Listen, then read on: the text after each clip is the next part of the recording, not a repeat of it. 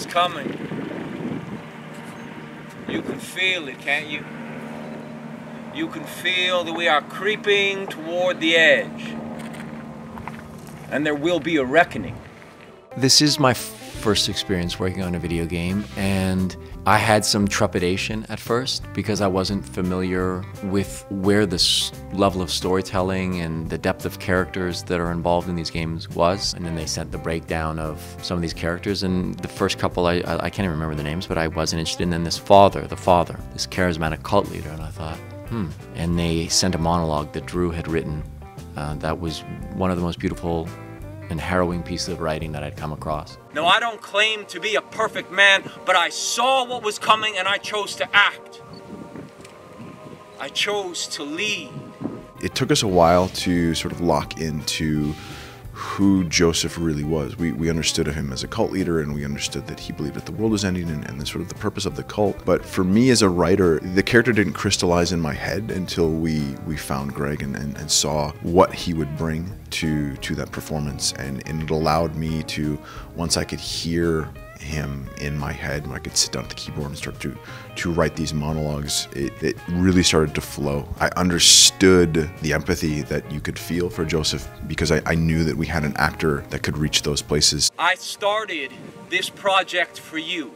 The process, I mean, acting is acting is acting. It's you're trying to reveal your truth, whatever that is, the truth of the character, and bring your truth so that so the shadow lines up with the body and creates a whole. It was took a minute to get used to the bodysuit and the dots and working the volume and having the mask right on your face. But the luxury is there's a camera always there, you know, so that there's you're in a confessional at all times. And because most of the father's work is either dealing with another one of the players, another one of the characters, or the player, and I actually had someone to talk to, someone who was wearing the camera, so you could always find a moment of communion. You could always create intimacy, and it became a very comfortable hybrid between almost doing a play and a film, or doing a play with a close-up camera on your face the whole time. So it was an unbelievably happy process for me. I save souls. God will never let you take me. There's this great tradition of villains, for lack of a better word, that were beautifully realized by Mike Mando and by Troy Baker, and to step into that lineage was a challenge, and the writing for the father, for Joseph, is extraordinary. Now, I know some of you out there, you doubt me. You might call me crazy. Doing the research in cult leaders, and you sort of see the ones that are believe fully in their message, and then you see the ones that are sort of the charlatan and are just sort of in it for the power trip. We went back and forth a lot. So those were discussions that Dan and JS and I had about, does he actually believe it, or is he sort of making it up as he goes along just to sort of manipulate people? And I think what we centered on was that if he didn't fully believe in what he was saying, then there was a falseness to what he's doing. He sort of became a snake oil salesman, and it took it away from, I think, the strength of the character. It was something that was absolutely discussed, but the more and more we started to delve into the story, it became I think more compelling that he fully believed in what he was saying, and scarier because you can't reason with someone like that. I help the blind to see. For me, I believe that I was chosen by God. I unequivocally, God spoke to me and told me what was going to come. What if God spoke to Joseph? What if what seems to be madness is really a process towards salvation? I think that if you stop to think about that, it becomes really unsettling. And if the character of Joseph believes that, then that is going to force the player to pause in a way that if it was just something, it was a game I'm playing because I want to have cult chicks and make money and do that sort of thing. I think faith is a real challenge. You question what we've built here. But when you wake up in the morning, you look at the same news that I do. Do your eyes not fill with horror?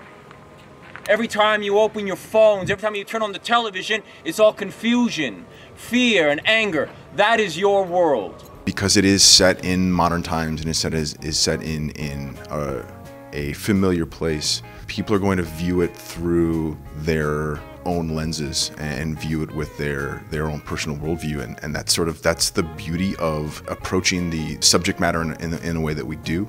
But for us, it was about telling a story of a man who has this belief, who has this mission, and it's about the people around him and how they react to what's happening, whether it is the cult themselves and the family, or the people that sort of make up the broad tapestry of people that we see in America, make it what is America. Pastor Jerome, Grace, Nick Rye, Eli in the Whitetail Mountains, and all these people sort of coming together who have all of these sort of different viewpoints and different opinions about the world, coming together to sort of rally against what they see as someone trying to take their home from them. And it's that push and pull, the resistance and the cult, that really drives the story. Your leaders are too impotent to act, or they're bullies that are too addled to lead. That is the world that you've built.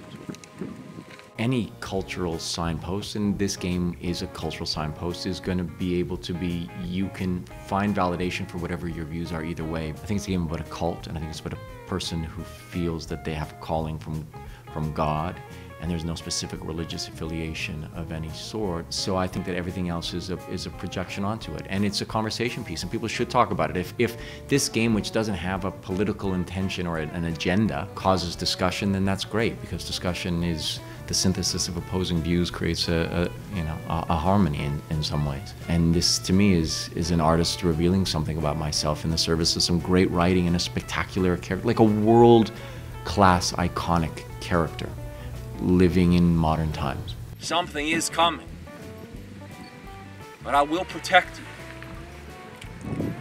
I am your father, and you are my children. And together we will march to Eden's gate.